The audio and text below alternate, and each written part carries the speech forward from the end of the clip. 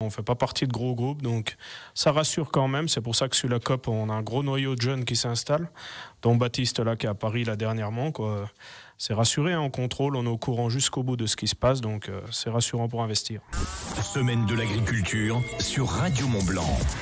C'est avec la coopérative fruitière du Val d'Arly, par les producteurs et pour les producteurs. Et on en parle justement avec le président de cette coopérative aux côtés du directeur. Sébastien Giguet et Jean-Jacques Terran sont tous deux nos invités. Bonjour messieurs. Bonjour à tous. Vous avez écouté l'émission, je pense, en vous rendant au studio. Vous avez entendu que ça avait fait mouche, hein, le panier garni que vous nous offrez. Ah ouais, génial. On a entendu, ouais, ça s'est passé juste à côté de notre magasin à Cluse. Donc génial, avec un de nos producteurs qui a pu gagner. On était installé sur un champ d'un de vos producteurs. Fabuleuse histoire, et c'était absolument pas pipé, hein, pour ceux qui pensent qu'il y a collusion, absolument pas. Je me tourne vers vous, tout d'abord Jean-Jacques. Est-ce que vous pouvez nous présenter un petit peu la coop, pour ceux qui ne connaissent pas la coopérative fruitière du Val d'Arly? Alors, la coop fruitière du Val d'Arly, c'est une coopérative en gestion directe, c'est-à-dire qu'elle collecte le lait de ses producteurs, elle le transforme et le vend derrière les produits de sa transformation, donc les fromages. D'abord le reblochon, en premier lieu, le reblochon, le Beaufort également, la tome, la raclette, et puis aussi nos produits frais qu'on a développés il y a quelques années, les fromages blancs, les yaourts aux fruits.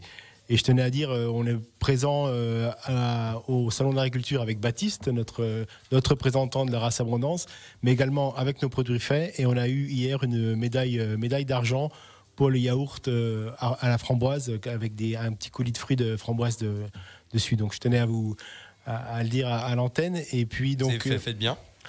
Et voilà, la coopérative a un réseau de magasins, donc c'est vraiment une économie circulaire, hein, parce que la coopérative, elle collecte le lait de ses producteurs, elle le transforme avec ses fromagers, on prépare les commandes et on livre dans nos magasins. Donc on a 6 magasins sur le territoire là, de la coopérative, avec le magasin de base qui est le magasin de Flumet, bien sûr, le magasin qui est allié, qui est juste à l'endroit où on fabrique nos fromages. Un magasin à Megève, 2 magasins à Chamonix, un magasin à Cluse et un à Faverges. Donc les magasins sont sur notre secteur géographique où on collecte le lait de nos producteurs. Donc techniquement, vous maîtrisez toute la chaîne de production et de distribution, de A à Z, ce que l'on appelle de la fourche à la fourchette. Exactement, de A à Z. En fait, l'idée de l'économie circulaire, voilà, c'est de produire en local et de distribuer en local nos produits. Donc une économie vraiment hyper locale, avec une entreprise qui fonctionne 7 jours sur 7, 24 heures sur 24, toute l'année. Fait avec des gens d'ici, vendu par des gens d'ici, pour que l'on mange des produits d'ici. C'est évidemment aujourd'hui, on voit qu'il y a une tendance, hein. Alors je sais pas si c'est depuis le Covid ou depuis quelques temps, où on se rend compte aussi que voilà, il y a des coûts qui sont les coûts de transport par exemple, ou encore la carbonation des produits. Aujourd'hui, on se tourne de plus en plus vers le circuit court, mais là on est en train de tout simplement bien rémunérer à leur juste valeur les agriculteurs et les éleveurs et les producteurs de la coopérative du Val d'Arly, si on s'adresse vers vous. Exactement. L'idée de la COP, c'est vraiment que tout le monde vive de son métier. Donc d'abord les agriculteurs, parce que c'est un métier, Sébastien m'en parlait mieux que moi, mais c'est un métier quand même très difficile, hein. L'agriculture de montagne, c'est très difficile, hein. C'est un métier d'engagement. C'est pareil, hein, c'est toute l'année, tous les jours. La traite, c'est 2 fois par jour, toute l'année. Et puis également au niveau de tous nos salariés aussi, de vivre de son métier correctement, et puis d'être bien dans son métier, et puis aussi de donner du sens. L'idée aussi, nous, c'est de donner du sens à toute notre entreprise, parce que la coopérative, c'est aussi garder une économie locale et aussi entretenir au mieux l'environnement, parce que sans vaches aujourd'hui, il n'y a plus de pistes de ski, il n'y a plus d'entretien du territoire, donc c'est essentiel à cette économie locale. Bien évidemment, et on peut donc s'appuyer sur un territoire et sur des alpages qui sont sublimes, qui donnent encore un petit peu de magie à nos vacanciers, mais qui est aussi un formidable terrain de travail. Et évidemment, ce n'est pas vous, Sébastien, qui allez me dire le contraire. Donc on rappelle, hein, Sébastien Giguet, vous êtes le président de la coop, et vous avez également votre élevage également. Oui, bonjour, merci. Moi, Sébastien Giguet, je suis producteur de lait depuis 2007. Je suis agriculteur à Saint-Nicolas-la-Chapelle, donc en Savoie. L'été, on va en alpage dans les Aravis. Donc j'ai 32 vaches à lait, je suis associé avec mon épouse et moi je livre du lait pour le Beaufort, donc à la coopérative, vu que les 2 principales productions sont Reblochon et le Beaufort. Voilà. Et donc, surtout, ce qui est assez singulier chez vous, Sébastien, c'est que vous n'êtes pas. Ça fait partie des professions agriculteurs où souvent c'est un savoir-faire qui se transmet de père en fils en fille. Vous n'êtes pas issu du monde agricole, vous vous êtes créé tout seul au final, vous êtes un autodidacte. Voilà, moi, donc j'ai créé mon exploitation en 2007. Je viens du monde du BTP. Et puis j'ai toujours été passionné par l'agriculture, on voit que c'est possible, quoi. Et puis après, j'ai voulu m'intéresser, en plus de mon exploitation, à la coopérative. Donc ça fait 2 ans et demi que je suis président. Moi, je ne me considère pas comme un vendeur de lait. Grâce à la COP, on peut aller au bout de notre produit, s'investir et puis partager pas mal de notre métier, on va dire notre métier passion. Et c'est un maillage. Avec tous nos producteurs, quoi. C'est un maillage parce qu'au final, on ne peut pas produire de fromage, évidemment. Ça paraît stupide ce que je dis, mais ça a quand même du sens. On ne peut pas produire de fromage sans lait et à côté de ça, on ne peut pas avoir du lait sans fromage. Enfin, je veux dire, vous êtes vraiment en symbiose totale et les uns comptent sur les autres au final. Moi, j'aime bien dire la COP et puis les producteurs, c'est une famille.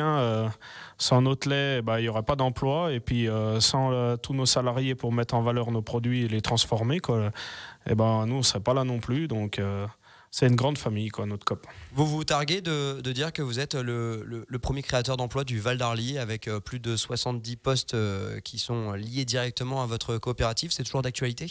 C'est toujours d'actualité avec 70 postes à l'année, plus les postes de saisonniers sur les points de vente. Sur les points de vente, voilà. Et puis environ 80 éleveurs, donc ce qui veut dire qu'on est quand même autour de 150 foyers qui vivent de l'agriculture de montagne. Donc c'est essentiel, je pense, pour le territoire aujourd'hui. Et ça a vraiment du sens parce que chaque profession est liée ensemble. Et j'aime bien dire que la COP, elle bosse 24 heures sur 24 et que tout le monde est lié, du chauffeur de collecte le soir à 19h jusqu'au le fromager qui commence à 2h du matin. Ensuite, on a tous les services administratifs qui arrivent à 8h, les préparations de commandes, et puis le magasin qui ouvre à 8h30 jusqu'à quasiment du 24 heures sur 24 le soir. 24 heures sur 24, 7 jours sur 7, toute l'année. Voilà. C'est un vrai travail d'équipe, et une équipe, donc on le disait, de plus de 80 producteurs. Pour les chiffres, 3 ateliers de fabrication, 4 fromages labellisés AOP, IGP, pour ceux qui se disent oui, c'est des fromages d'ici. On rappelle que ça, c'est justement, ces labels sont ici pour mettre un peu plus en valeur vos produits finis, que c'est un cahier des charges extrêmement strict pour justement respecter les AOP et IGP. On peut d'ailleurs rappeler ce que l'un et l'autre veulent dire. Quelle est la différence, par exemple, entre la Tom est IGP, comme le raclette de Savoie. Par contre, Beaufort et Reblochon sont AOP. Pourquoi il y a une différence entre les deux ? Je vous pose pas une question d'école, mais pourquoi le Reblochon est plutôt AOP que IGP, par exemple ? Je pense que c'est historique. Les AOP déclinent des AOC d'origine. Appellation d'origine protégée ou contrôlée. Contrôlée, voilà. Et donc, historiquement, il y a d'abord eu les AOP et ensuite se sont développés les IGP. Après, les cahiers des charges sont différents. Souvent, les IGP ont des zones géographiques un peu plus larges. D'accord. Et pour le cahier des charges est vraiment spécifique à chaque produit. Voilà. On comprend bien.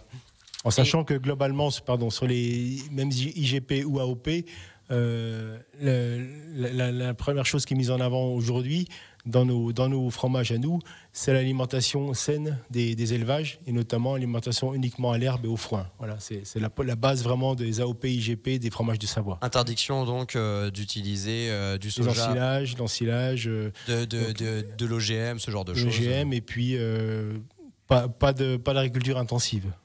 On va continuer évidemment de parler de ces élevages à taille humaine. C'est aussi ça, évidemment, un dénominateur commun de l'ensemble des 80 éleveurs de cette coopérative fruitière du Val d'Arly. Mais aussi, si vous avez des questions, par exemple, sur le quotidien d'un éleveur, il adore répondre à ce genre de questions. On a Sébastien, bien évidemment, Sébastien Giguet et Jean-Jacques Théran, tous deux de la coopérative du Val d'Arly. Ils sont nos invités. Semaine de l'agriculture sur Radio Mont-Blanc. C'est avec la coopérative fruitière du Val d'Arly, par les producteurs et pour les producteurs. Et cette phrase est lourde de sens, justement, par des producteurs et pour des producteurs. Cette coopérative du Val d'Arly qui est avec nous ce matin en la présence de son président Sébastien Giguet et de son directeur Jean-Jacques Théran. On parle donc effectivement de contrôler toute l'échelle, justement, pour une juste rétribution, un juste salaire pour les éleveurs. C'est en général le principal frein pour des jeunes éleveurs qui veulent monter justement leur structure. Un travail travail qui est un sacerdoce, 7 jours sur 7, difficile de prendre des congés et on se souvient de la très grave crise des producteurs laitiers, un métier qu'on pense très mal rémunéré. Qu'est-ce que vous avez justement à rétorquer à ça, Sébastien ? Non, nous, l'avantage d'être en coopérative comme ça, gestion directe, c'est qu'on contrôle, notre rémunération jusqu'au bout, quoi. On ne fait pas partie de gros groupes, donc ça rassure quand même. C'est pour ça que sur la COP, on a un gros noyau de jeunes qui s'installent, dont Baptiste, là, qui est à Paris, là, dernièrement, quoi.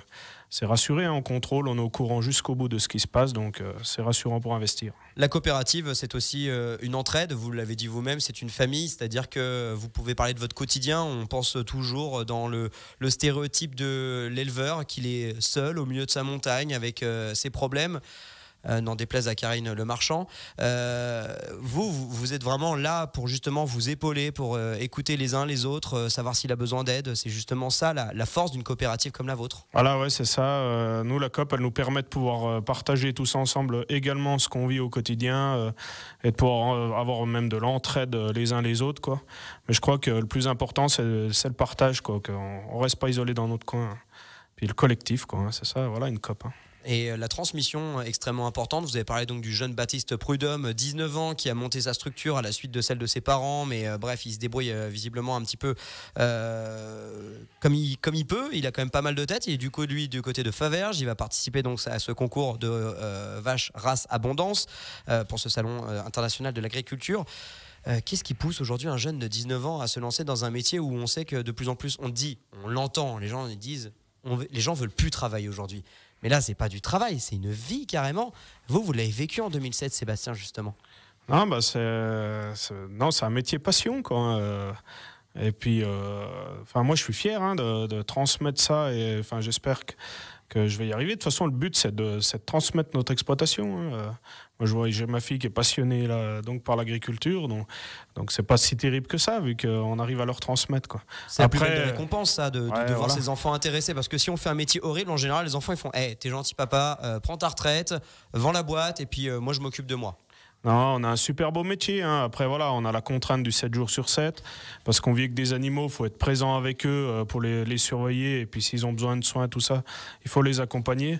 Mais par contre, quand l'été, on est en alpage, on a le plus beau bureau du monde, quoi. Exactement, vous passez énormément de temps aussi en famille, ça c'est très très important. Vous me l'avez dit tout à l'heure hors antenne, c'est quelque chose qui est lourd de sens là aussi. C'est vous petit déjeuner avec vos enfants tous les matins. Tout le monde ne peut pas faire ça, je veux dire. Enfin, moi par exemple, j'ai jamais de petit déjeuner avec ma famille. Non, c'est le gros avantage de notre métier, quoi. Donc ils nous accompagnent, ils sont avec nous tout le temps sur la ferme, et puis du coup ça permet, nous comme on est organisé, j'ai toujours petit déjeuner avec mes enfants tous les matins, quoi. C'est très important. Il y a des écoles, des études aussi pour ça. Vous trouvez qu'elles sont justement représentées, qu'elles sont justement mises en avant, pas comme vous savez, vous venez du BTP, Sébastien en plus vous le savez, on dit souvent que ces voies sont des voies garage, c'est-à-dire qu'on n'a pas pu faire, oh mon Dieu, des grandes études. Il y a eu le Covid entre-temps, des gens qui n'avaient des métiers qui n'étaient pas, vous avez parlé de sens tout à l'heure, qui n'avaient pas du sens. Vous voyez des gens qui ont une nouvelle appétence justement pour l'agriculture?